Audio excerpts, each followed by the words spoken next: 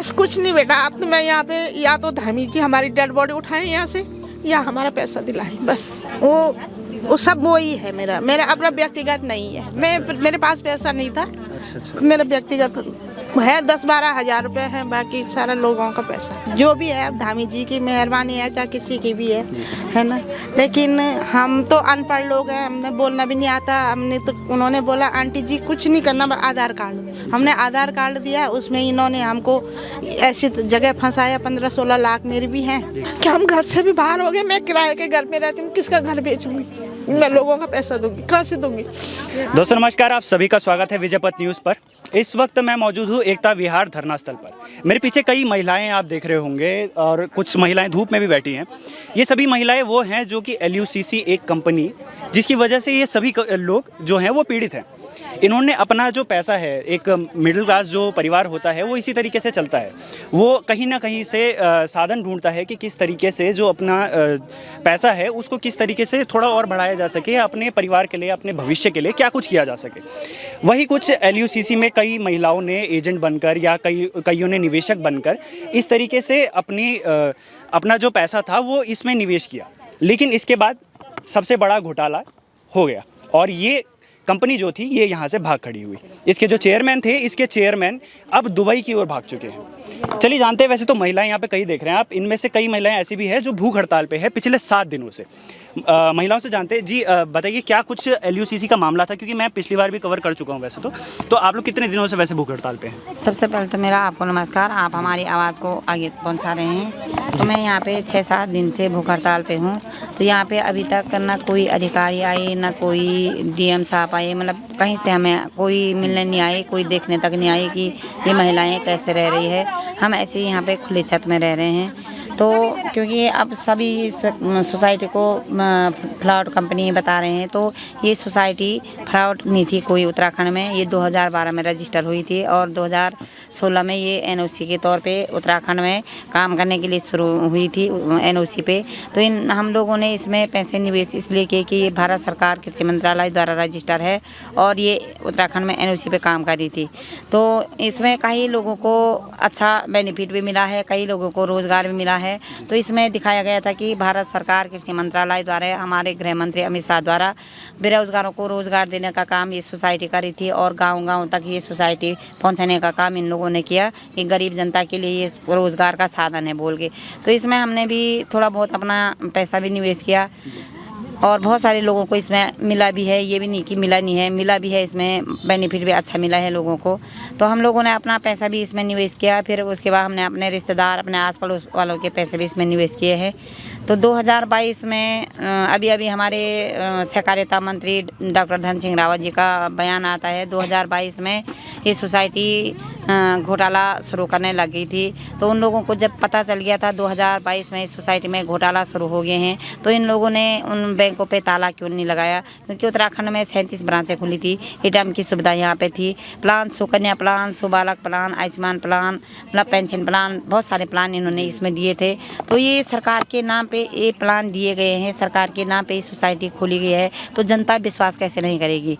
तो हम लोगों ने भी इसी कारण इस सोसाइटी पे विश्वास किया। इस कारण इस सोसाइटी पे हमने अपना पैसा लगाया है, जो आज हमारे पैसे गोलमोल हो गए हैं। अच्छा, इसी से मेरा एक सवाल आ रहा है कि मैंने देखा था कि पिछली बार भी मैंने जब बाइट ली थी तो लोगों ने कहा था कि इसका प्रचार खुद धामी सरकार द्वारा किया गया था और कई जगहों पे जो मोदी सरकार थी उनका भी कई पोस्टर ऐसे थे जिनमें उनका जो चेहरा था वो था। हाँ, इसमें सबसे पहले तो हमारे केंद्र सरकार PM मोदी जी की फ़ोटो थी और सहकारिता मंत्री हमारे जो पूरे केंद्र के हैं अमित शाह जी थे, उनकी फ़ोटो इसमें लगी है। और सहकारी समिति बैंकों का जैसा काम करेगी, अभी भी फाइल पड़ी होगी यहाँ। तो इसी बेस पे हम लोगों ने इस पे काम किया था, क्योंकि हम TV में भी देखते, न्यूज़ के ज़रिए देखते कि अभी भी हमारे गृह मंत्री जी बोलते हैं सहकारी समिति ये करेगी, वो करेगी, गरीबों के लिए ये अच्छा होगा। तो इसलिए हमने भी इसमें निवेश किया था, क्योंकि इसमें हमें भी यही बताया गया था कि ये सोसाइटी ATP के तहत काम करती है, इसमें इनकम टैक्स नहीं लगता है, इसमें GST जाती थी, GST कटता था, LI रिपोर्ट जाती थी। तो ये कहाँ जाती थी? ये सरकार पेश करें। अच्छा, ये मुद्दा तो वैसे मैं काफ़ी समय से देख रहा हूँ, तो काफ़ी समय से आपकी किसी अधिकारी से बात हुई हो या फिर कुछ? लेकिन अधिकारी से तो क्या, कभी DM लोग आए, तहसीलदार आए मिलने। एक दो बार हम सीएम आवास भी जा चुके हैं, तो सीएम जी भी एक दो जनों को मिले थे, सबसे एक बार मिले हैं एक दो लोगों से। लेकिन उसके बाद क्या कहा क्या था? उसके बाद सीएम ने कहना क्या था, उसके बाद फिर टाइम दे रखा, तो फिर उसके बाद सीएम साहब सामने आने के लिए तैयारी नहीं है। कुछ समय पहले मैंने ये भी देखा था कि जब आप लोगों ने मुख्यमंत्री आवास कूच किया था, उस समय पे सिटी मजिस्ट्रेट साहब जो थे वो भी वहाँ पर मौजूद थे, आपने उन्हें ज्ञापन दिया था। ज्ञापन का क्या कुछ रहा? तो ज्ञापन का कुछ नहीं, ज्ञापन तो हम बहुत दे चुके हैं, क्योंकि हम 9-10 महीने, तो हमें पूरा 11 महीने हो गए, 11 महीने से हम भटक रहे हैं। और फरवरी से हमने ये कार्रवाई शुरू की, क्योंकि हमें भी अक्टूबर में जब एकदम से पोर्टल बंद हुई तो हमें ये बताया गया कि जनवरी में सोसाइटी बिल्कुल ठीक हो जाएगी, काम फिर चालू हो जाएगा और ये सारी सोसाइटी बैंकों में मर्ज हो रही है। हमें भी यही बताया गया था, हमें आगे भी पता नहीं था कि आगे क्या चल रहा।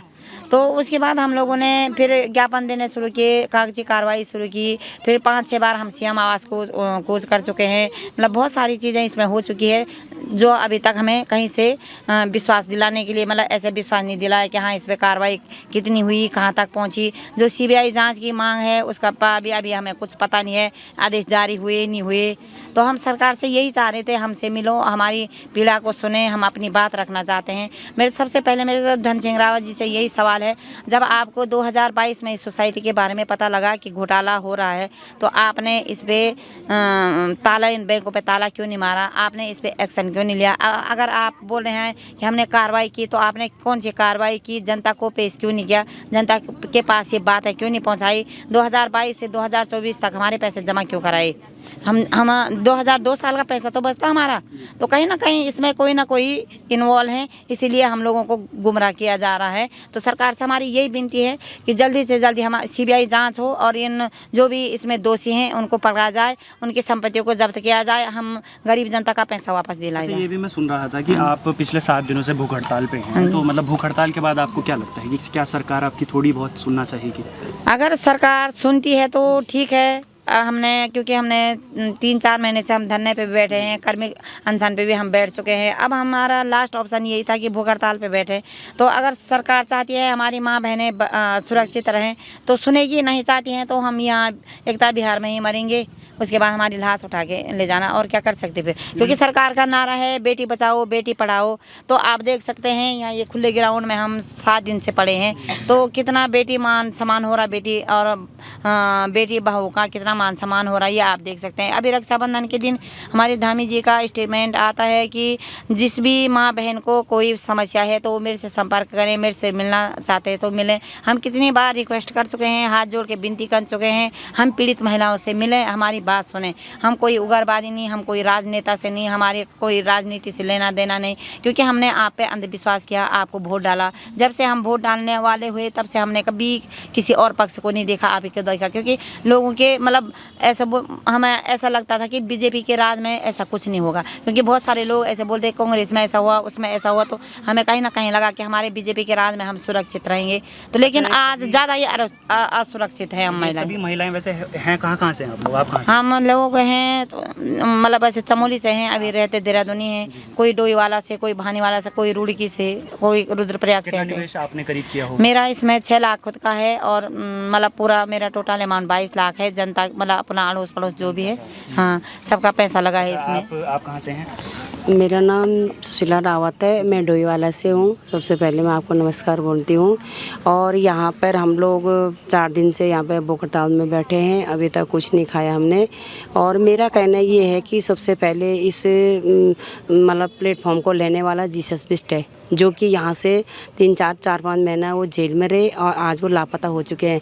तो मेरे अपने राज्य सरकार से और अपना धामी सरकार से यही निवेदन है, ये पहले जिन्होंने यहाँ पे हमें डुबाया है, इतना घोटाले में फंसाया, पहले आप उनको लाओ। चाहे उन्होंने कोई प्रॉपर्टी जोड़ी है, उनके कोई भी मतलब प्रॉपर्टी है, उनकी कोई कुछ भी है, उनको सीज करो, हमारे पैसे दिलाओ। वो हम लोग यहाँ निर्दोष लोग यहाँ मर रहे हैं और वो हवा में घूम रहे हैं। तो पहले वो उनको जेल हुई थी, उसके बाद वो बेल पे छूट रखे हैं। तो हमारा कहना ये है कि इन लोगों को छूट किस चीज़ की दे रखी है? मतलब कहीं ना कहीं आप लोग ये अनुमान लगा रहे हैं कि कहीं ना कहीं इसमें कोई ना कोई अधिकार हाँ जी मिला है 100% मिला है। क्योंकि जब वो लोग इतना बड़ा घोटाला करके वो 2-4 महीने जेल में रहे, उसके बाद उनको बेल पे छोड़ रखा है, तो उन लोगों को क्यों छोड़ रखा है?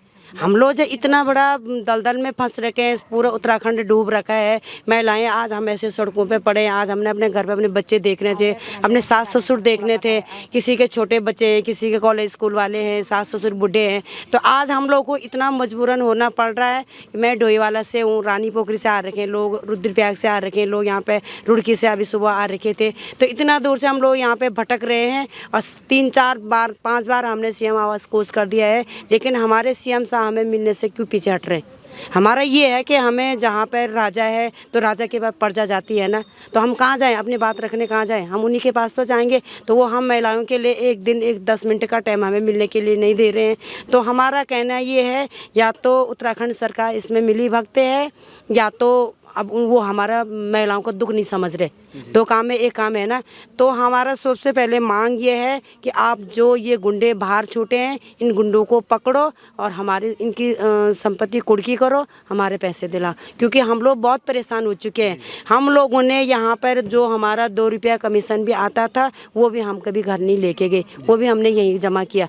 तो इसलिए हमने यहाँ ना कुछ खाया ना पाया, खाया हम मरने के लिए आए हैं। और इतनी जनता है यहाँ पर, इतनी महिलाएं देखो आप, 25,000 एजेंट हैं यहाँ पर और 25 लाख निवेशक हैं। तो आप लगा दो, इतने निवेशक हमें परेशान कर रहे हैं कि हम किसी को नहीं जानते, आपको जानते हैं, अब हमारे पैसे लाओ। तो हम लोग घर से आप लोगों के पैसे कहाँ से देंगे। हमने तो सोसाइटी में लगाए हैं, हमारे पास सोसाइटी में हमने एफडी किया तो बॉन्ड है, आरडी किया तो पासबुक है। तो हम लोगों के पैसे अपने घर से कहाँ से देंगे। लोग हमें दिन रात टॉर्चर करें। कहीं बहने तो कम से कम उत्तराखंड में 5 लोगों ने अपनी जान दे चुके हैं इसी डिप्रेशन में जाके। तो हमारा कहना ये है, जब तक हम महिलाएं मतलब इतना हद तक पहुँच गए, हम लोग अपनी फांसी लगाने के लिए तैयार हैं। आपने कितना निवेश किया होगा? मेरा है सर, इसमें 20 लाख अपना खुद घर का है और टोटल है मेरा अमाउंट 94,41,41,000। सही बात है कि मतलब जैसे सभी लोगों ने एजेंटों पे ज़रूर भरोसा किया होगा, साधारण सी बात है। कुछ और महिलाएं भी दिख रही है, कुछ बुजुर्ग महिला भी दिख रही है। जी, आप क्या उम्र है आपकी और कहाँ से हैं? बेटा सिर्फ 70 में 4 साल का मैं जी। इतनी जो भी है, अब धामी जी की मेहरबानी है, चाहे किसी की भी है ना। लेकिन हम तो अनपढ़ लोग हैं, हमने बोलना भी नहीं आता। हमने तो, उन्होंने बोला आंटी जी कुछ नहीं करना, आधार कार्ड।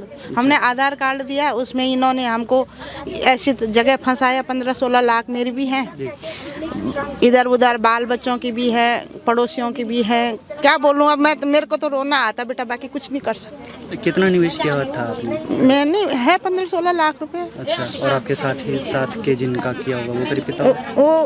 वो सब वो ही है। मेरा अपना व्यक्तिगत नहीं है।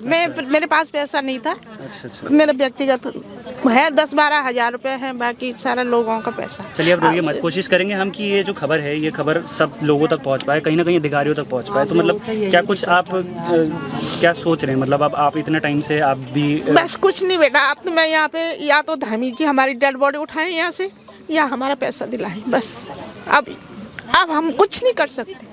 क्यों कि हम घर से भी बाहर हो गए। मैं किराए के घर में रहती हूँ, किसका घर बेचूंगी मैं? लोगों का पैसा दूंगी, कहाँ से दूंगी? इसलिए मेरी डेड बॉडी उठा ले वो बस। चलिए, साधारण सी बात है कि अब अगर कोई इंसान भरोसा करके निवेश करेगा, तो अगर उसका प्रचार आप करेंगे तो उसकी जिम्मेदारी लेना भी आपका ही कहीं ना कहीं कार्य है। कई और महिलाएं भी यहाँ पर हैं, उनसे भी थोड़ी बहुत बातचीत करते हैं कि क्या कुछ है, कितना निवेश उन्होंने किया है। जी नमस्कार जी, आप लोग ने कितना निवेश किया था करीब? आप लोग कहाँ से हैं और ये सब? मैं तो डोईवाला से हूँ और मेरा 16 लाख है खुद लोगों का लगा हुआ। तो ये है कि हमें धामी सरकार से बहुत उम्मीदें हैं और थी इसलिए बोल रही हूँ कि हमें बीजेपी सरकार, मोदी सरकार को देख के हमने बीजेपी को बहुत सपोर्ट किया है। और जब से हमने वोट देना सीखा है, तब से हमने बीजेपी सरकार को देखा है। तो आगे से अगर हमारा भुगतान नहीं होगा और जनता ऐसे सड़कों पे रहेगी, तो आगे की गारंटी हम नहीं दे सकते। क्योंकि जब तक हम लोगों का अगर सरकार को पूरा समर्थन होगा, तो सरकार हमारा भुगतान जरूर कराएगी, ठीक है। और हम आगे बीजेपी को ही चुनेंगे। अच्छा, क्योंकि हम रात के टाइम पे भी आप लोग इसी जगह पे रहते हैं? ये टाइम तो टपरेला लगाया है, वो भी हम लोगों ने लगाया है खुद का। सरकार की कोई व्यवस्था नहीं है। ये देखो, ये ग्राउंड में कल वो कांग्रेस के पता नहीं कौन आए थे, उन्होंने कटाए ये घास भी। और लैट्रिन बाथरूम की सुविधा देख लो, कोई सुविधा नहीं है। माते बहनें सब ऐसे ही बैठी हैं इस धूप में और बीमार होंगी, ये किसकी गारंटी है? और सरकार पुलिस अध्यक्ष को तो ऐसे लगा रही है हमारे पीछे कि जैसे कि हम गुंडागर्दी करते होंगे, लूटपाट करते होंगे, इसलिए हमारे पीछे लगा रखी है। और जहाँ लगाना चाहिए, जो उत्तराखंड के जो इस सोसाइटी को यहाँ लाए थे, जी बिष्ट, गिरीश बिष्ट और उर्मिला बिष्ट वगैरह, वो लोग आराम से फरार है। वो उर्मिला बिष्ट तो पता नहीं जेल में है कि नहीं कि भगवान जाने, और जो गिरीश बिष्ट है उसको क्यों गिरफ्तार नहीं करते, उससे क्यों पूछताछ नहीं करते कि कहाँ पैसा दिया, कहाँ लगाया। वो उसको तो सारा पता है। वो दुबई तक उनकी मीटिंगें रोज़ होती थी, मीटिंगें होती थी। और जो आगे की रणनीति है, उत्तम को भी वही लाया था यहाँ।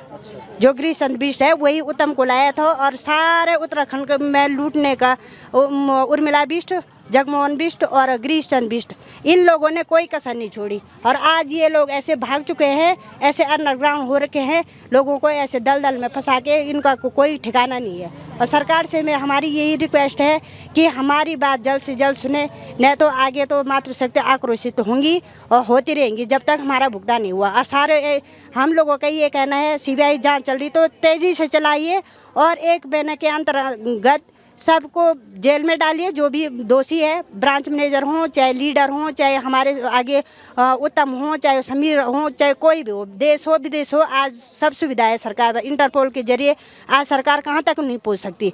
अगर सरकार का हाथ नहीं है तो सारा कुछ हो सकता है। अगर सरकार का हाथ है तो यही क्या ये मामला सरकार यही दबाएगी, हम लोगों को ऐसे गुमराह करेगी, हम लोग ऐसे ही सड़कों पर रहेंगे और इसलिए हमको यही गुमराह करेगी। अगर सरकार का हाथ नहीं है तो इंटरपोल के जरिए से समीर अग्रवाल के हर कोई आ सकता है और जेलों में हो सकता है। और ये सरकार किसी भी कंपनी को एनओसी मत दे, लाइसेंस मत दो, ऐसे उत्तराखंडियों को ऐसे बेवकूफ़ मत बनाओ। आज हमको बोल रहे हैं कि तुम अपने लालच में फंसे। अपने लालच में हम लोग नहीं फंसे, आप लोग फंसे, क्योंकि आप लोगों ने उनको एनओसी दी, जो भी दिया यहाँ चलाने का, तब जाके हम लोग फंसे। क्योंकि यहाँ ये कंपनी आती नहीं, ये सोसाइटी आती नहीं, तो हम इसमें काम नहीं करते।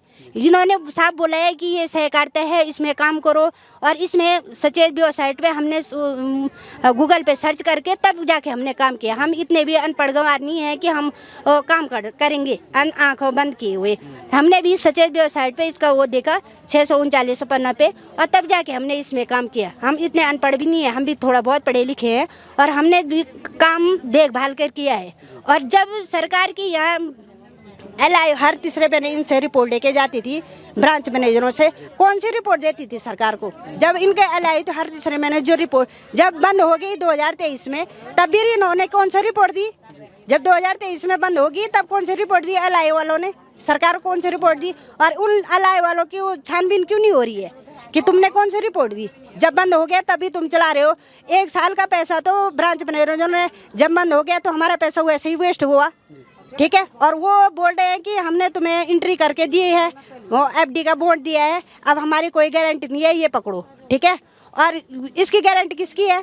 जो सरकार ने इसको NSC चलाने के लिए दिया, इसकी गारंटी सरकार की है। हमारी गारंटी, हमारे पैसों की गारंटी सरकार की है, ना कि हम किसी को दोषी। सरकार चाहे तो ब्रांच मैनेजरों की कुड़की करे, चाहे उससे ऊपर की वालों की कुड़की करे, जो दोषी है, और हमारा पैसा दिलाए। चलिए, सवाल सीधा है कि अगर सरकार ने ही इसका प्रचार किया तो क्यों इस पर अब तक कोई कार्रवाई? अगर सरकार की इसमें कोई मिली भगत नहीं है तो इस पर कार्रवाई क्यों करने में इतनी आपत्ति क्यों रही? आप पीछे देख रहे होंगे कि पीछे एक खपड़ जो लगाया हुआ है, इसके अंदर कई महिलाएं हैं जो कि रात में यहाँ पर रुकती हैं और दिन की धूप से बचने के लिए थोड़ा बहुत। लेकिन कुछ महिलाएं यहाँ पर, आप पीछे देखेंगे, कुछ महिलाएं यहाँ पर धूप में भी बैठी हैं और धूप में बैठकर भी वो अपना जो आक्रोश है वो कहीं ना कहीं जाहिर कर रही हैं।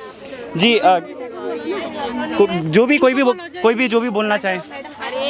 जी जी जी, कितना निवेश था आपका, क्या कुछ था मामला? थोड़ा आप अपने बारे में पहले बताइए कि आप कहाँ से आए हैं। नमस्कार, मेरा नाम रोशनी गौड़ है और मैं यहाँ देहरादून से ही हूँ।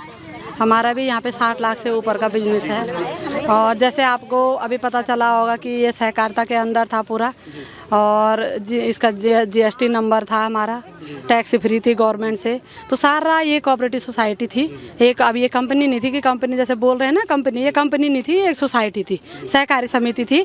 कोर्ट से भी इसका लिखित आ रखा, जो हमारे पास कोर्ट में हमने केस डाला हुआ है, तो हाई कोर्ट से जो आया तो उसमें साफ निर्देश है कि ये सहकारी समिति थी एक, और गवर्नमेंट इसका जवाब देगी कि इसका पैसा कहाँ गया।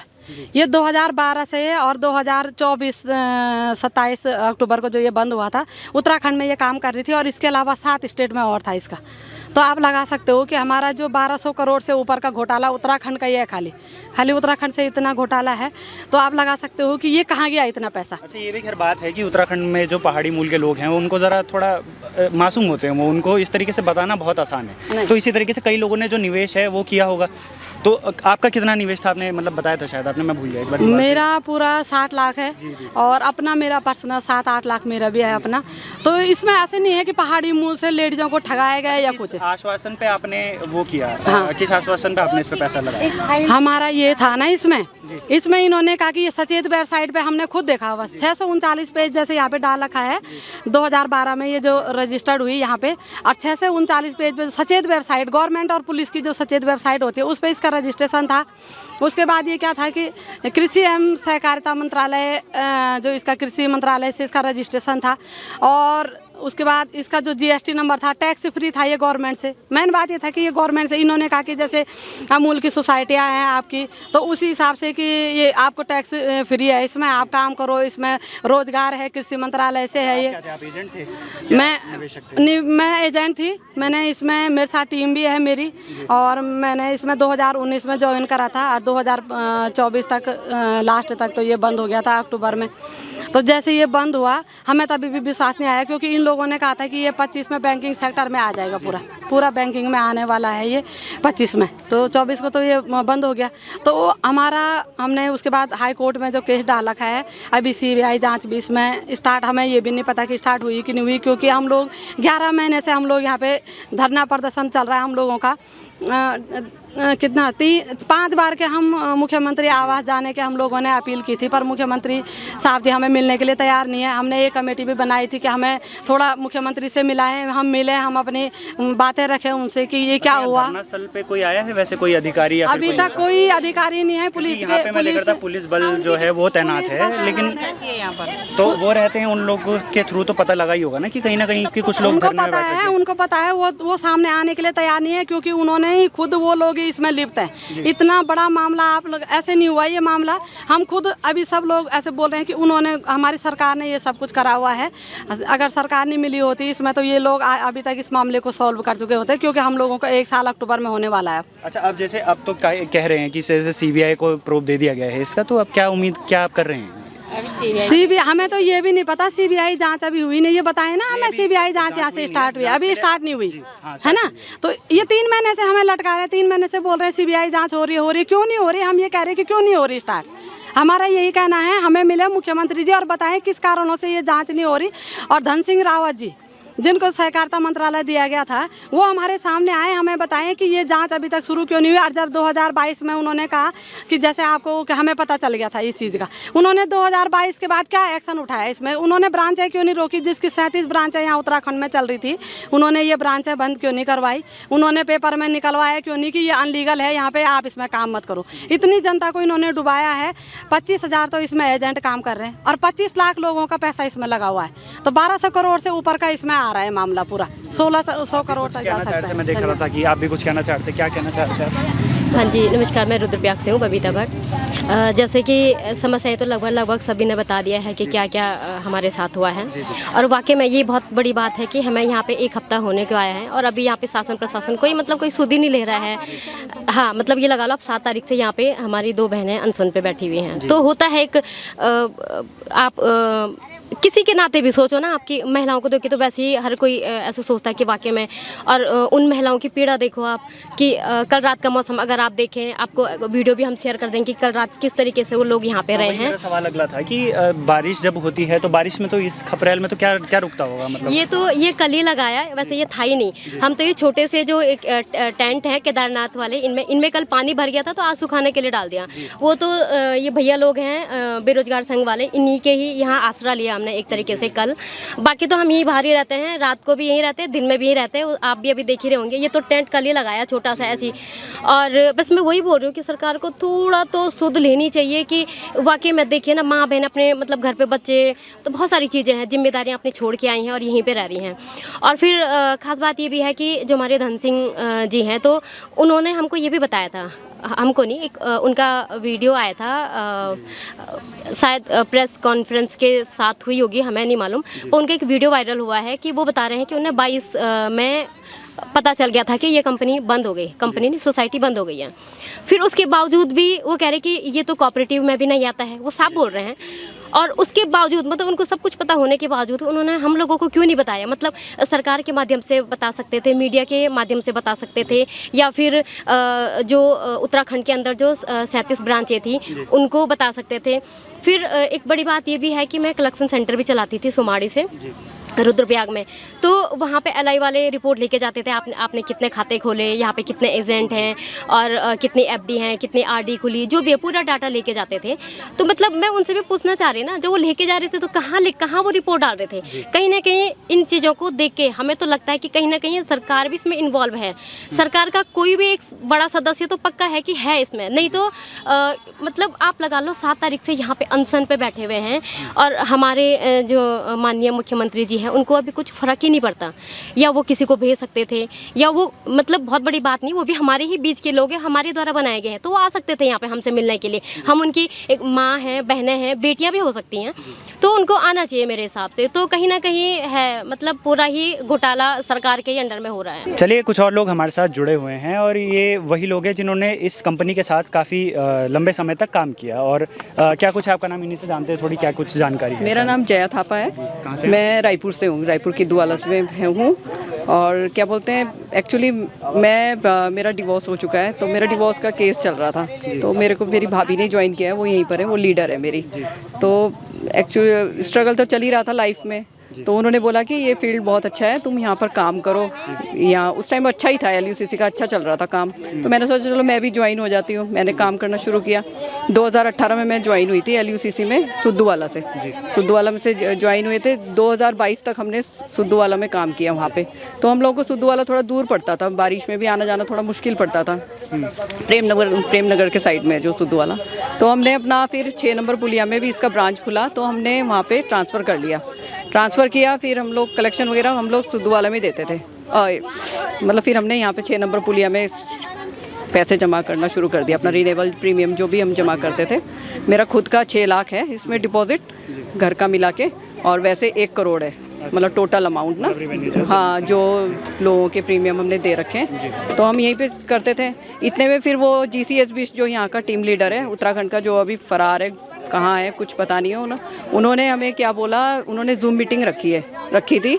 हम लोगों ने जूम मीटिंग, हाँ, अगस्त में उन्होंने जूम मीटिंग रखा हम लोगों का। हाँ, जूम मीटिंग रखा, उसमें ये बोला गया कि आप लोग सुद्दूवाला ब्रांच से हो आप लोग, तो आप लोग का ब्रांच वही माना जाएगा। आप लोग यहाँ 6 नंबर पुलिया में क्यों आप लोग कलेक्शन करते हो, तो आप लोग वहाँ पे ही दिया करो अपना कलेक्शन वगैरह जो भी होता है, FD जो भी होती है, आप ब्रांच वहाँ सुद्दूवाला में आके जमा करो। तो हम लोगों ने लास्ट टाइम जो हुआ, लास्ट टाइम हमने कलेक्शन वगैरह, हमने 1 लाख रुपए की मैंने FD कराई है वहाँ पे, और मेरे और भी हैं, उन लोगों ने भी अपने कलेक्शन वहीं पे दिए हैं। और आज वो बंदा बोलता है कि यहाँ कि तुम लोगों का लेना देना सब 6 नंबर पुलिया से है, यहाँ से कोई लेना देना। परितोष पंत हैं जो सुद्दूवाला के ब्रांच मैनेजर है, एडवोकेट है वो सुद्दूवाला के ब्रांच मैनेजर, हमने वहाँ भी कलेक्शन दिया है। और लास्ट टाइम ये उर्मिला बिष्ट जो जेल में है, कोई बोल रहा है कि निकल गई हैं, लेकिन केवल उन्होंने भी सितंबर में 6 नंबर पुलिया में मीटिंग रखी थी, तो उन्होंने भी हम लोगों को ऐसे बोला, मतलब ट्रस्ट बॉन्ड किया हमारा, कि क्या बोलते हैं, बहुत अच्छा काम चल रहा है। आप लोग अपने जो पोस्ट ऑफिस में पैसे डाल रहे हो, उसमें तो बहुत लंबा टर्म चलता है, आप वहाँ से भी पैसे निकालो कि लोगों से, और जो रिटायर होके आते हैं वहाँ भी मीटिंग रखो, हम लोग को ले जाओ। बहुत अच्छा काम चल रहा है, आने वाले टाइम में बहुत अच्छा है, आप लोग खूब अच्छा करो, ये करो। और हम लोगों ने, हमें टारगेट भी दिया जाता था, हमने और ज़्यादा काम किया इसमें ना, और ऐसा हुआ। और अक्टूबर से फिर इन लोगों ने, पहले उसमें होता था, कैश में काम होता था, कैश देते थे।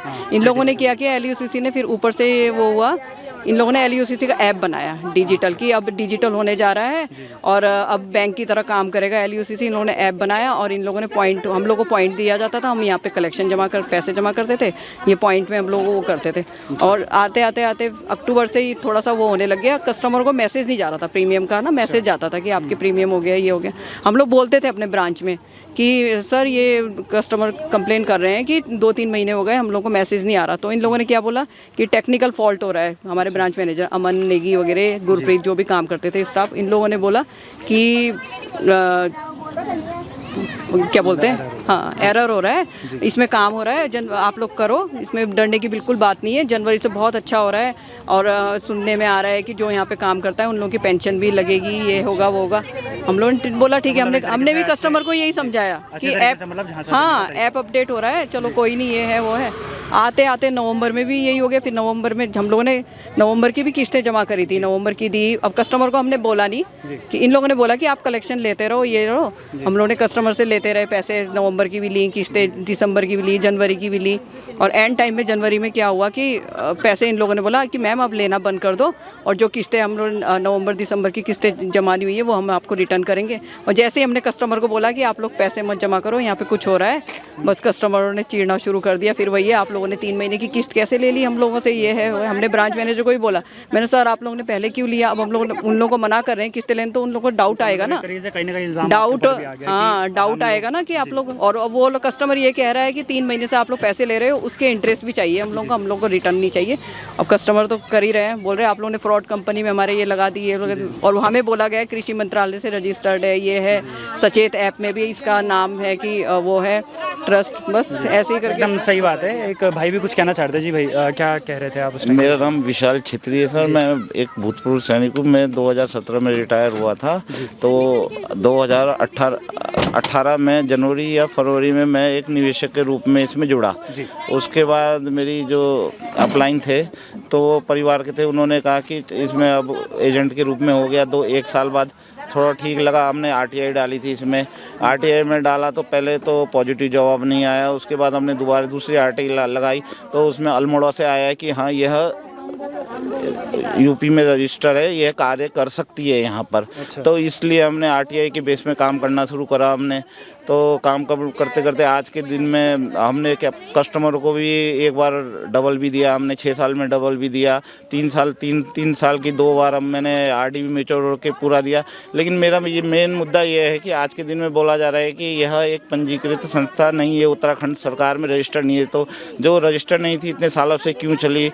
और क्योंकि इसका प्रचार प्रसार भी किया गया था, प्रचार प्रसार किया था, इसका सेमिनार होते हैं, मीटिंग होता था। और मेरा 2 केस भी चल रहा है, एक देहरादून में भी चल रहा है, एक हाई कोर्ट में अभी लेटेस्ट मैंने डाला हुआ, हाई कोर्ट में भी केस डाला है। लेकिन अभी तक ये कोई बोल नहीं पाया है कि यह रजिस्टर रेगुलेटेड है कि अनरेगुलेटेड है। ये उत्तराखंड के लिए एक वो जांच का मसला बन रहा है कि ये रेगुलेटेड है कि अनरेगुलेटेड है, ये भी नहीं पता चला। क्योंकि 2022 में अनियमितता पाई गई थी और 2023 में सितंबर में लेटर आ गया था, लेकिन वो लेटर कहाँ आया, कहाँ गया? और एक चाय की दुकान भी खुलती है, कुछ भी होता है, जब बंद का लेटर आता है तो यह सहकारी मंत्री को ये चाहिए था कि जितनी ये 37 ब्रांच खुली हुई है तो उन्हें बंद किया जाए। ये जवाबदारी किसकी है? ये हम आम नागरिक तो बोल नहीं सकते हैं। और 37 ब्रांच बंद करने के बाद उनका मेन मकसद ये होना चाहिए गवर्नमेंट का कि LIU वाला मेन अक्टूबर तक आके ब्रांच से लेके गए रिपोर्ट की बात भी होनी चाहिए कि अक्टूबर तक LIU वाले रिपोर्ट लेके वो कहाँ देते थे। अब उत्तराखंड सरकार में आज के दिन बोल रहे हैं उत्तराखंड सरकार की रजिस्टर नहीं है। तो ये मेन मुद्दा मेरा ये है कि जब 2023 में लेटर आ गया था तो उसके बाद से 1 साल तक कहाँ गया इसका पैसा। और GSB स्टेज बोलते हैं, आज के दिन में मैं प्रमोटर था, सबसे पहले यूपी से लेकर आने वाले व्यक्ति वही हैं यहाँ पे उत्तराखंड में। आज के दिन में वो बेल लेके कहाँ जा रहे हैं, उन्हें महिलाओं का साथ देना चाहिए था। यहाँ पे मेन वो फरार है। और सुनने में आया था कि जब उनका बेल हुआ था तो सबने मिलके उन्हें बेल करवाया कि वो कुछ जानकारी देंगे बोल के, लेकिन वो तो फरार ही हो गए। और मेन उर्मिला बिष्ट ने सितंबर में भी मीटिंग करवा के सबको ये बोला था जवाबदारी मेरी है, ये कहीं नहीं जाएगा। आज के दिन में सब जितने भी है कंप्लेन में, आज के दिन में GS बिष्ट और उर्मिला बिष्ट का कोई नाम नहीं ले रहा है। सीधा ये बोल रहे हैं कि आता था टेस्ट का पैसा ले जाता था उत्तम राजपूत का आदमी। अरे उत्तम राजपूत को तो हम कोई भी नहीं जानता है, इधर सब जानते हैं गिरीश चंद्र बिष्ट, उर्मिला बिष्ट और ब्रांच मैनेजर। इसका मेन दोषी जब हम एक संस्था चाहे वो बोल रहे हैं आज के दिन में मैं एक ब्रांच का संचालक था, जब संचालक की जवाबदारी तो अब सरकार बताएगी कि ब्रांच खोलने का सरकार का वो मकसद क्या हो। क्योंकि जो जिस भी चीज़ में काम करो उसकी पूर्ण जानकारी लेना ज़रूरी होता है। जो मेन उत्तराखंड का लीडर है और जो उर्मिला डायरेक्टर थे, 2 डायरेक्टर, तो इन और ब्रांच इतना 37 ब्रांच खुली हुई थी, तो 2023 में लेटर आया तो इन्हें क्यों नहीं पता चला? मेरा लास्ट यही है कि अब जितने लोग इधर परेशान हैं सबका पैसा दिया जाए, चाहे कोर्ट से हो चाहे जहाँ से हो, लेकिन राज्य सरकार की बहुत बड़ी गलती तो है ये, और सहकारी मंत्री का दोष है। आज के दिन में बोल रहे कांग्रेस लेकर आई थी बीजेपी, लेकिन जिसके राज में गया मेन तो उसे पकड़ा जाएगा ना। 2023 में जब इसका लेटर आ गया था CRCS से, तो बीजेपी की सरकार थी। अब इससे ज़्यादा हमें पॉलिटिक्स के बारे में तो मुझे नॉन नहीं है, लेकिन इसे पॉलिटिक्स का मुद्दा ना बनाया जाए और गरीबों का पैसा दिया जाए, क्योंकि आज के दिन में मेरा भी 35 लाख रुपए मेरे स्वयं के हैं और टोटल इन्वेस्टमेंट मेरा 1 करोड़ तकरीबन 2 करोड़ ही मान लो, 95 टू 2 करोड़ है मेरा। 2 करोड़ का बिजनेस है और मेरे नीचे कोई नहीं है, मेरा अकेला का काम है। क्योंकि हमने भी सरकार पे विश्वास करा, 639 में सचेत.com में भी था, पहले हर चीज़ था। हमारा मेन मुद्दा ये है कि अगर बंद किया जाता है संस्था तो पहले उसका जो पुराना था वो कहाँ दिया जाएगा, और ये 2023 से बंद के बाद 24 तक ये पैसे गए कहाँ। ये अब CBI जांच का, जैसे अब कल शायद CBI जांच शुरू हो जाएगी, अब ये जांच का मुद्दा है। हाँ जी, धन्यवाद। सबसे पहले तो मैं अपने मुख्यमंत्री जी से ये निवेदन करूंगी, जो हमारी यहाँ पे मातृशक्ति है उनकी देख रेख करें, क्योंकि उनकी भी सुध लें भाई। यहाँ पे कल रात को इतनी तेज़ बारिश हुई थी, जो महिलाएं यहाँ पे आप लोग देखते, यहाँ पे महिलाएं इतनी मोटी बारिश में रही हुई, सांप इतने बड़े बड़े सांप निकल रहे थे। हम वॉशरूम जा नहीं पा रहे हैं वहाँ पे, क्योंकि अभी गए हम जब थोड़ा धूप लगी है वॉशरूम के लिए भी हम तब गए। रात भर हम ऐसे नीचे लेटे रहे, कोई व्यवस्था नहीं थी यहाँ पे। और जो आप लोग बोल रहे ब्रांच थी हमारे पास सुविधा केंद्र, वो सुविधा केंद्र इसलिए दे रखी थी हमको पहाड़ों में, मेरी रुद्रप्रयाग साइड पहाड़ में थी, तो वहाँ पे इसलिए दिया था। वहाँ के लोग यहाँ देहरादून ऋषिकेश में नहीं आ सकते थे, ठीक है, इसलिए दी थी। हम वहाँ पे उनको जो वो कलेक्शन लेके आते थे, RD FD होता था, हम उनको वहाँ पे एंट्री करके और उनके रेन्यूअल जमा करते थे। तो ये पैसे जो हम उनको, तो हमने प्रूफ दे दिया, उनके पासबुक में एंट्री करके हमने ये दे दिया। तो ये पैसे जो थे ये चेस्ट के माध्यम से आगे जाते थे। जो ले जाता था उत्तम राजपूत का बंदा यहाँ पे आता था, वो पूरा कैश वहाँ ले जाता था। बिल्कुल ये तो चीज़ था। मतलब जो कैश था ये सारा निवेश एक ही जगह पे इकट्ठा होता था? नहीं सर, ये अलग अलग था। ये मुझे और के नहीं पता, जो हमारा था वो हमारी जो सीनियर मैम है उनके पास जाता था, वो उत्तम राजपूत के पास। मतलब आपका काम खाली बस हमने वहाँ पे करना था। जो इन लोगों का कैश आता था, इनके हमने एंट्री करके, जैसे बैंक में होता है, बैंक में आपको पासबुक मिल गई, उसका आपका कोई वो रोल नहीं, फिर उसके बाद वो पैसे आगे वो करते हैं, जहाँ भी लगाते होंगे वहाँ पे भेजते थे हम वो चीज़। तो उसका पूरे प्रूफ हमारे पास हैं। जो अभी हमारी जांच हो रही है, CBI जांच हो रही है, और अभी जो मुख्यमंत्री जी बोले CBI जांच के लिए भी वो हो चुका है। पर जब भी होगी वो तो पता चल ही जाएगा किसने पैसे खाए किसने नहीं खाए। बिल्कुल बिल्कुल नहीं सर, अभी हो, हाँ ऑर्डर आ रखा है। अभी जो हमारा केस है, आशुतोष शर्मा जी ने हमारा केस हैंडल कर रखा है, और बहुत ही अच्छी तरीके से आशुतोष शर्मा जी ने हाई कोर्ट में डाल रखा है, पर उन्होंने यहाँ पे अपील डाल रखी है। तो केस अच्छा चल रहा है, पर जल्दी क्या पता नवंबर की डेट मिल रखी है, सुनवाई हो जाए। हमको लगता है थोड़ा खुशखबरी आ जाए कुछ, तो ये चीज़ है। और जो हाई कोर्ट ने भी करा, यहाँ पे अनलीगल कोई नहीं कर रहा था, ये लीगल था। पूरा हाई कोर्ट ने लीगल कर रहा। हाँ, जो लोग कोई भी बोल सकता नहीं, ये चीज़ ये लीगल था। हमने भी तभी विश्वास किया। हमारे अपलाइन जो हमारे सीनियर हैं, कई मैम हैं, तो उन्होंने भी हमको प्लान दिखाया, हमको अच्छा लगा, हमने भी किया। हमने भी गूगल में सर्च मारा, फिर हमने अपने लोगों को बताया, उन्होंने भी गूगल में सर्च किया, सारा सर्च करके तब हमने यहाँ पे काम किया। ये चीज़ है यहाँ पे। जी नमस्ते, मेरा नाम सरिता बिष्ट है, और आप जैसे देख रहे हैं कि हम यहाँ पे धरने में बैठी हुई हैं। मैं खुद जहाँ अपना बोलूँ तो मैंने कोरोना के टाइम से इसमें काम किया है, क्योंकि कोरोना के टाइम पे जो हमारे लीडर थे, ब्रांच मैनेजर थी, उसने खुद बोला है कि अगर ये फ्रॉड कंपनी होती तो कोरोना के टाइम पे ही बंद हो जाती, क्योंकि उस समय कई कंपनियां ऐसी ही बंद हो गई थी। कोरोना के टाइम पे यहाँ पे एम्बुलेंस भी लगी थी LUCC की, इसलिए मुझे ज़्यादा विश्वास हुआ और मैंने इसमें ज़्यादा काम किया। मेरा खुद अपना बिजनेस 15 लाख का है, और हम अभी तो शांतिपूर्वक हम यहाँ पे धरना दे रहे हैं। अगर सरकार हमारी नहीं सुनेगी तो नेपाल जैसा हाल यहाँ पर भी होगा। उत्तराखंड के जितने भी महिलाएं हैं सारे आक्रोशित होंगी, और जो CM हैं, जो बड़े बड़े नेता हैं, हमारी व्यथा नहीं सुन रहे हैं आज, उनको रोड पे आना पड़ेगा। अभी तो हम शांतिपूर्वक यहाँ पे धरना दे रहे हैं। तो मैं आपसे हाथ जोड़ के विनती करती हूँ कि सरकार हमारी सुने। इतनी महिलाएं, हमारे छोटे छोटे बच्चे हैं, हम घर पे छोड़ के आ रखे हैं, अभी यहाँ पे धरना दे रहे हैं। आप देख सकते हैं कि कैसे माहौल है यहाँ पे, घास है, बिच्छू हैं, सांप हैं, फिर भी हम यहाँ पे धरना दे रहे हैं।